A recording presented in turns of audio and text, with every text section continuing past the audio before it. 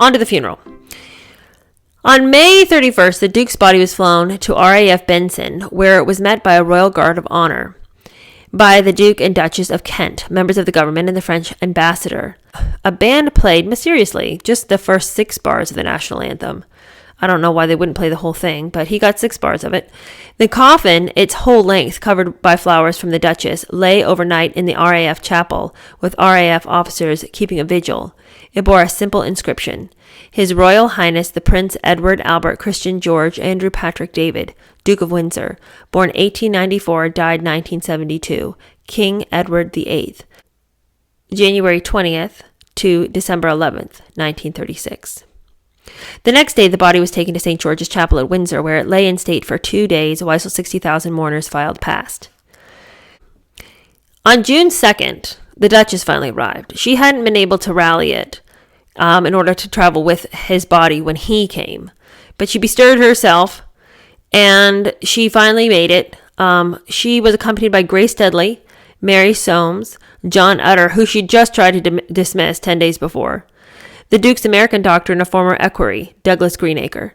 She was met at Heathrow by Mountbatten and driven to stay at Buckingham Palace, the first time she'd been there since a state ball in 1935. She said how extremely nervous she was of having to confront the whole royal family without David to support her, wrote Mountbatten in his diary. She'd only seen them once before, briefly at the unveiling of Queen Mary's memorial at Marlborough House, and then he had been with her. This was going to be very different, and she was really apprehensive. Wallis was particularly worried about Elizabeth, the Queen Mother, who she said had never approved of her. But Mountbatten assured her that she is so deeply sorry for you in your present grief and remembers what she felt like when her own husband died. That's what Dickie said, but she was right to be apprehensive.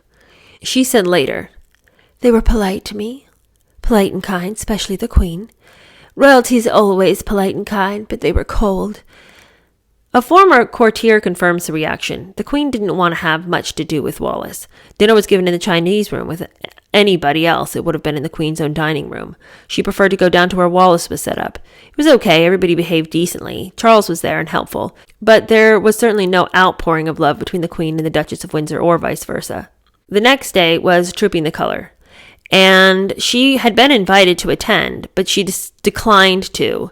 Heavily sedated, Wallis chose to watch on a television from a neighboring building, though a few press pictures captured her at the window, her face gaunt and her eyes sad. Oh, there's a picture there. It's a little creepy, honestly. That evening, Mountbatten and Prince Charles took her to St. George's Chapel to see her husband lying in state after the crowds had gone. Mountbatten later wrote how she stood for a few moments alone, her head bowed in grief. At the end, she stood again looking at the coffin and said in the saddest imaginable voice, "He was my entire life. I can't begin to think what I'm going to do without him. He gave up so much for me, and now he's gone. I had always hoped that I would die before him." Yeah, I'm sure you did, because then you wouldn't have to think about what you'd done when he was here.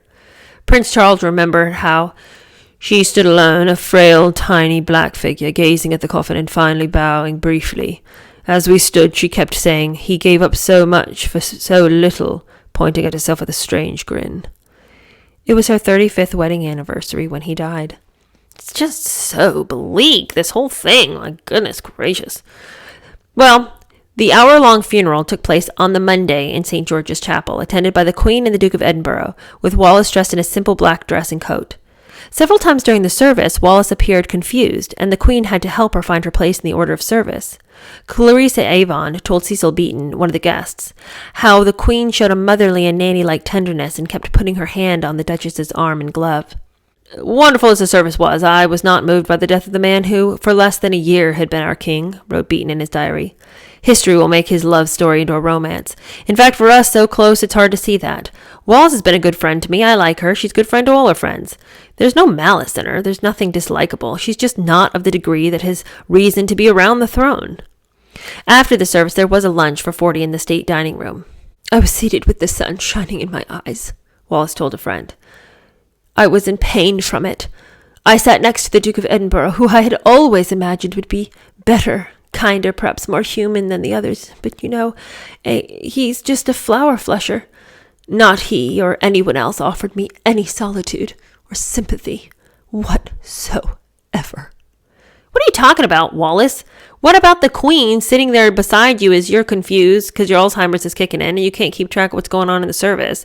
And the Queen with a, quote, nanny-like tenderness keeps you on track, pointing out the place in the order of service, making sure you're okay. What are you talking about? No one gave me any sympathy whatsoever. The Queen saw you were confused and old and needed help, and she took the chance to help you.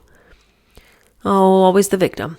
After the lunch, the party moved to the committal at Frogmore and burial at a site the Duke had chosen, near where he had played as a boy, and where it had been agreed Wallace would also be buried. The Duchess was shocked by how little space was left for her, just a sliver up against a hedge. I looked at the Archbishop and I said, I realize that I am a very thin, small woman, but I do not think that even I could fit in that miserable little narrow space of ground next to His Royal Highness's burial plot. Which consequently, they did end up having to take up a hedge to bury her properly. Oh, I don't see that there's much that can be done about it. You'll fit all right, he replied. The Lord Chamberlain then escorted her party back to the airport, and she left the plane. She thanked the pilot. You must come out and see us next time you're here. The Duke would so enjoy meeting you. Yeah, she's not long for this world herself. Very sad. Very sad. And the next chapters are only going to highlight how miserable things really are for her now.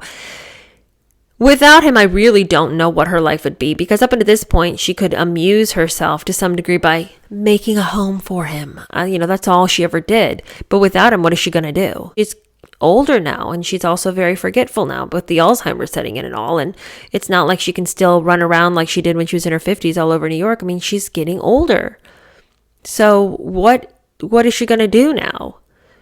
What will her life be? I guess it's going to be her and her dogs and all her trinkets. That's it. She doesn't have anybody. It's just very, very, very sad.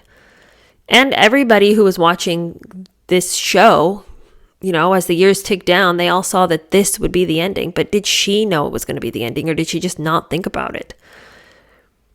I'm assuming she just didn't think about it, because if she had, for 1 second, it seems like she would have tried to adjust some things so that in her old age, it wouldn't be so startling and appallingly lonely and frightening to think that this is what it had all come to. And that and even the memories, it's like you don't even have your memories at this point. You can't even feast on the memories of the good times because you're losing them. You got the Alzheimer's. So very depressing.